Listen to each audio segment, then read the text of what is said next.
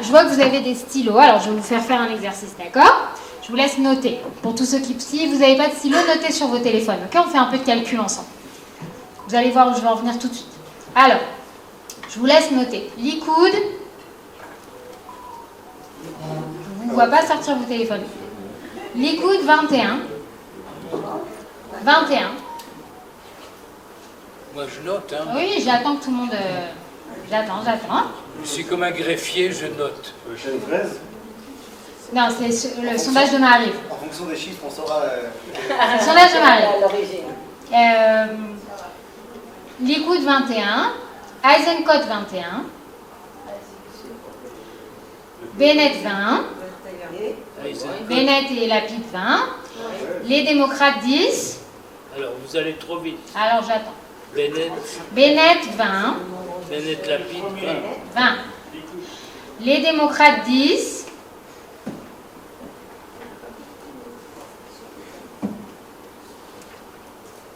Et Israël Betteno 10. Voilà, c'est ce que je voulais que vous notiez. Maintenant, faites-moi une addition. 82. Tout le monde a le même chiffre? Oui? Non? Israël Betteno, c'était combien? 10. Vendu. 82. Vendu. Ok? 82. Vous avez trouvé Internet? Non? Il a son code automatique. Il est automatique son code.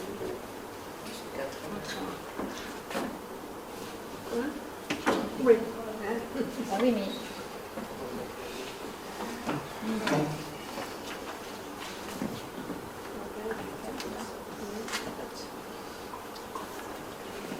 Ok, regardez, pendant qu'on voit si ça marche la technologie. 82 mandats pour tous les partis que je viens de donner là, d'accord? Évidemment, il y a d'autres... j'arrive. Évidemment, il y a d'autres partis, on a Chasse, Otzma Yehudit, etc., etc. Mais ils ont quoi en commun tous les partis que je viens de vous citer là? Je vais vous dire. Quand on part du principe que la société israélienne est divisée, okay, ce que Brigitte a dit, on fait un congrès sur l'unité ou la division, pendant la résilience pendant que la société est divisée. Mais moi, mon point de vue, c'est que la société israélienne n'est pas du tout divisée. Alors, vous avez entièrement raison. La société israélienne n'est pas du tout divisée. Pourquoi je vous dis ça? 82 mandats, c'est absolument énorme. On n'a jamais vu ça. Ça n'existe pas en politique israélienne. Je peux vous enlever les démocrates si vous voulez. D'accord? Si vous êtes mal à l'aise avec les démocrates, je vous enlève. Démocrates, c'est 10. Ok? 82 moins 10, ça fait 72. 72, c'est une coalition rêvée ou pas? On est d'accord. N'importe qui signe, on est d'accord ou pas? Maintenant, je vous ai dit, le Likoud, Eisenkot, Bennett, Israël Betteno. Ok, j'ai enlevé 10 des démocrates. 72 mandats. Je vous mets au défi, et je suis repassée tout à l'heure sur les différents sites des partis pour être 100% sûr de ce que j'avance. Je vous mets au défi de trouver une différence dans leur programme. Dites-moi comme ça, à votre avis, quelle est la différence entre les 4 partis que je viens de citer? Il y a un code ici, c'est Il y a tout, le mot de passe, il y a tout.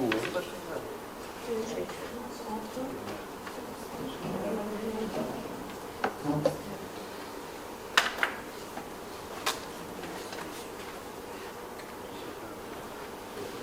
Le mot de passe. Voilà, merci. Ça marche? Alors, quelle différence entre les partis que je viens de citer? Quelle est la différence entre Israël Betteno et le Likoud? Différence idéologique? Dites-moi. Quelle est la différence fondamentale entre le Likoud et Eisenkot? Je ne vous parle pas des gens, je vous parle des idées. Oui, le problème, c'est que maintenant, il n'y a plus d'idées, il n'y a plus que des gens. On ne parle que des gens. Pour ou contre. Alors, Qui c'est qui parle d'idées? Il n'y a plus d'idées.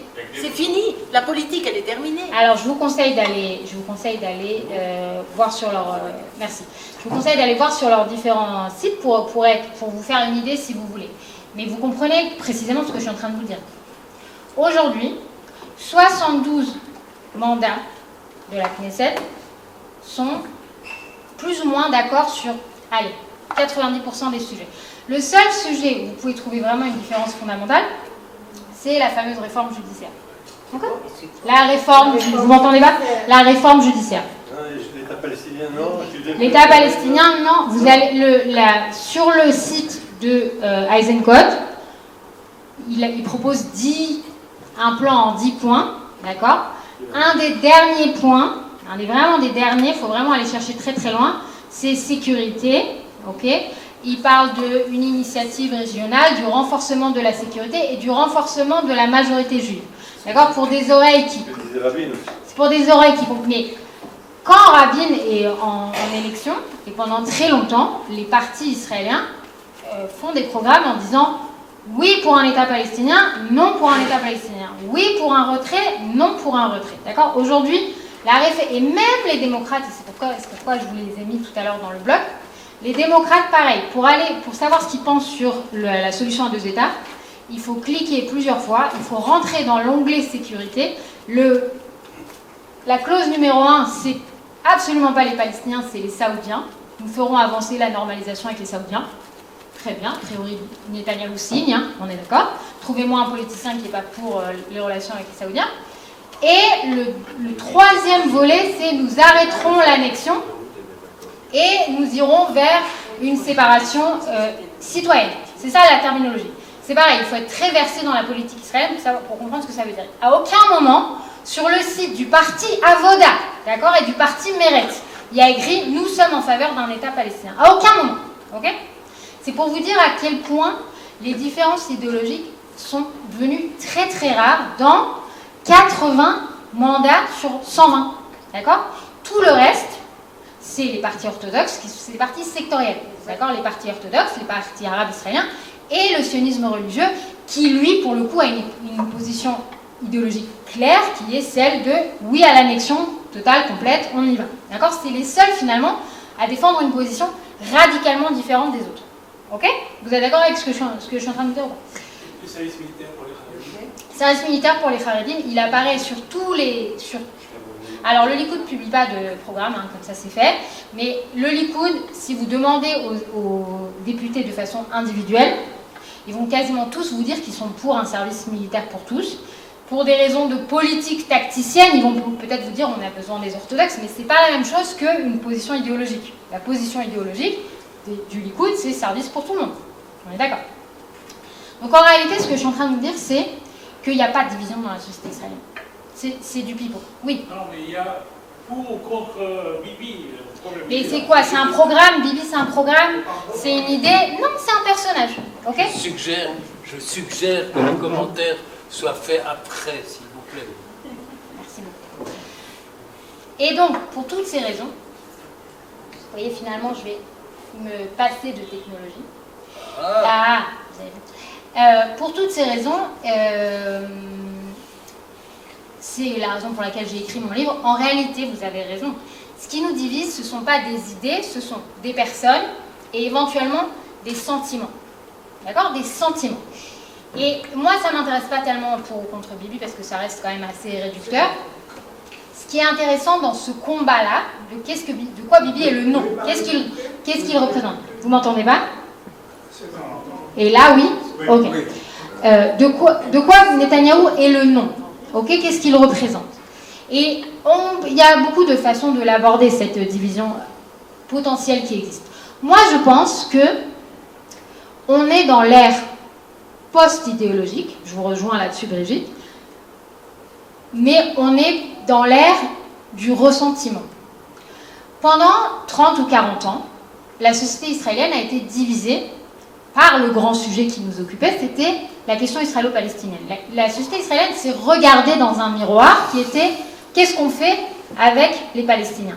Et la réponse qu'on donnait à ça, c'était pas seulement des réponses pragmatiques, il faut faire ci, il faut faire ça, ça dépendait aussi de comment on se positionne, si on est religieux, si on n'est pas religieux, quel est le caractère du pays dans lequel on veut vivre, et quelles sont les raisons pour lesquelles on devrait faire passer la frontière ici ou ailleurs. Vous comprenez? C'était une façon de définir nos différences. Et aujourd'hui, en réalité, certainement depuis le 7 octobre, mais c'était déjà le cas avant, la plupart des Israéliens sont majoritairement passés à droite. Vous savez, vous vous en rendez compte, vous discutez avec les gens dans la rue. C'est-à-dire que aujourd'hui, les démocrates, qui sont encore une fois les derniers à encore parler d'un État palestinien, et encore ils le font de façon il faut vraiment aller fouiller pour trouver qu'ils le font. Et puis, par exemple, quand Emmanuel Macron reconnaît l'État de Palestine, etc., Yair Golan dit que c'est une mauvaise idée. D'accord ? Que c'est pas comme ça qu'on fait, qu'il faut le faire à terme de négociations, etc. Donc, un État palestinien, pas à tout prix, y compris pour les démocrates. D'accord ? Et même, disons que ces gens-là qui représentent encore un courant d'idées qui a été majoritaire dans la société israélienne à un moment donné, aujourd'hui, ils représentent 10 mandats les bras levés. D'accord ? Entre 8 et 10 mandats dans les sondages. Okay ? Vous savez ce que ça fait aujourd'hui, 4 mandats dans la société israélienne, c'est 200 000 voix, à peu près. D'accord ? Donc, moins d'un demi-million d'Israéliens croient aujourd'hui à la solution à 2 États. Vous comprenez ce que ça veut dire ? Ok. Alors, si on est tous d'accord, fondamentalement, sur la majorité des sujets, pourquoi on a l'impression qu'on est divisé, finalement ? Pourquoi on a le sentiment qu'on est divisé ? Pourquoi on se dit tous qu'on va aller vers une campagne électorale difficile ? Pourquoi il y a un sentiment d'acrimonie dans l'air et pourquoi on est quelque part dans le regret et dans la lamentation du Beyachad Nenatzach parce qu'on a l'impression qu'il a disparu, que l'unité qui existait dans le pays après le 7 octobre a disparu. Eh bien moi je pense que ce qui s'est passé de très particulier avec le conflit israélo-palestinien, c'est que les Israéliens se sont retournés les uns contre les autres. D'accord ? C'est-à-dire que je crois que je suis la plus jeune dans la salle, donc vous me direz vous-même de vos propres souvenirs. Mais 1948, 1967, 1973, ce sont des grandes guerres que les Israéliens vivent, mais c'est l'extérieur versus Israël. D'accord ? Et au bout d'un moment, ce qui va se passer, c'est que les Israéliens vont commencer à se dresser les uns contre les autres. Pas forcément, à mon sens, parce qu'on a changé d'époque et parce qu'on a changé d'ère, même si bien sûr ça joue un rôle, mais parce que chaque tribu de la société israélienne va porter une idée sur ce que ça veut dire d'être israélien et va avoir l'impression que son rêve est brisé par quelqu'un d'autre dans la société israélienne. Quand on est de gauche et qu'on croit à la solution à 2 États comme, je n'ose pas dire les mots solution finale parce que c'est une mauvaise connotation, mais vous comprenez ce que je veux dire. C'est-à-dire que la gauche imagine que lorsqu'on aura fait la paix avec les Palestiniens, une bonne fois pour toutes, Israël aura normalisé ses relations avec tous ses voisins. Et donc, à ce moment-là, nous serons un pays normal, comme les autres. Nous aurons notre place dans la communauté internationale. Et tout ira bien dans le meilleur des mondes. C'est-à-dire qu'on en aura fini avec la particularité juive, avec le fait qu'on n'est jamais comme tout le monde et qu'on est au banc des nations. D'accord ? Il y a vraiment cette idée de s'intégrer dans la région et en finir avec les guerres et aller vers autre chose. Et la gauche construit un récit selon lequel c'est l'assassinat d'Yitzhak Rabin qui a mis un terme à ça. C'est-à-dire, c'est pas le fait que c'était très difficile de trouver des partenaires palestiniens de l'autre côté pour qui avaient vraiment envie de négocier aussi, c'est qu'un juif a tué Yitzhak Rabin et donc la droite ou l'extrême droite ou la droite religieuse ou peu importe ont volé le rêve de la gauche. Mais c'est pas les seuls à penser ça. Vous avez le sionisme religieux qui vit le traumatisme du désengagement. Gush Katif.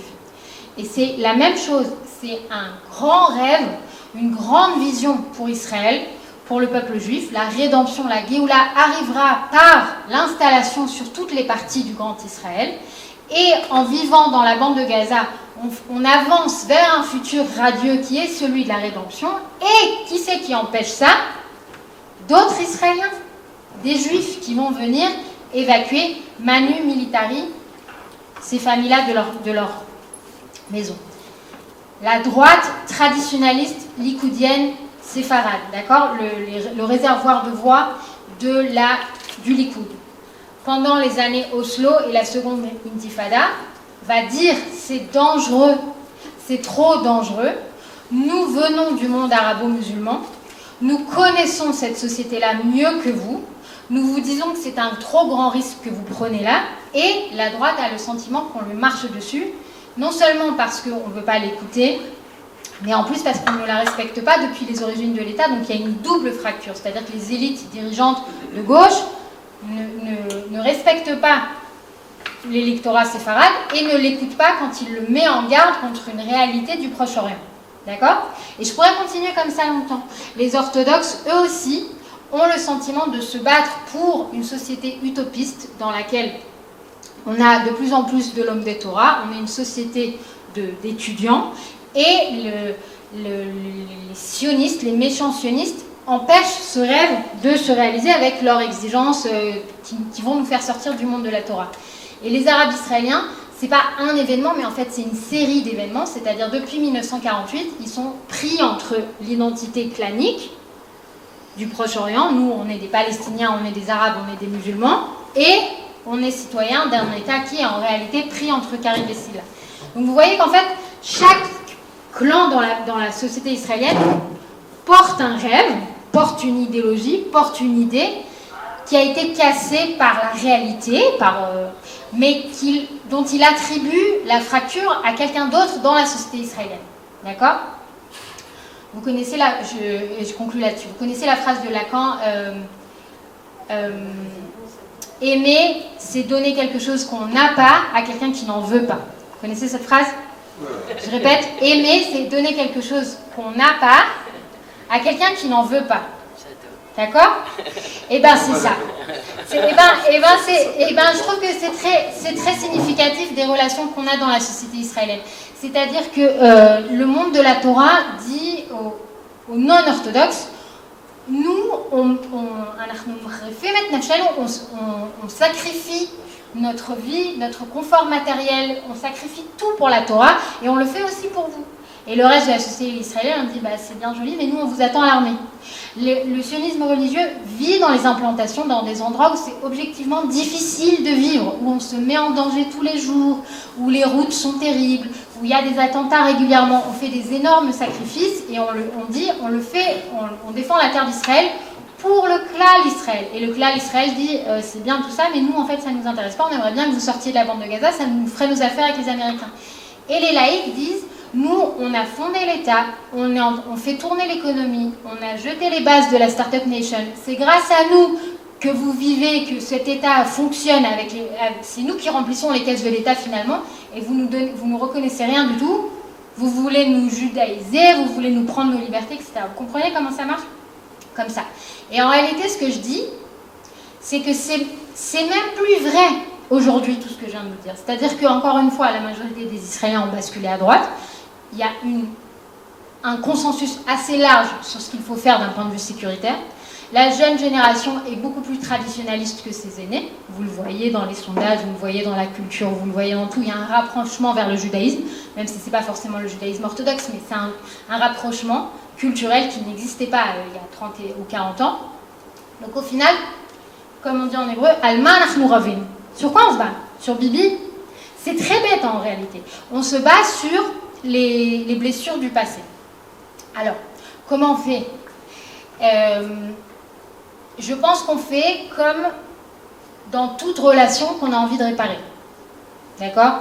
Que ce soit à la maison, que ce soit dans le foyer, que ce soit quand ça se passe mal avec nos enfants, quand ça se passe mal avec nos employés. On est dans nos vies privées, on est entouré de relations et on fait beaucoup d'efforts pour que nos relations se passent mieux. Vous êtes d'accord avec moi ? C'est-à-dire que j'imagine que vous n'avez pas élevé vos enfants de la façon dont on vous a élevé vous. J'imagine que non. J'imagine que vous avez essayé d'éviter de donner des claques comme on vous a donné à vous, par exemple. Je donne un exemple.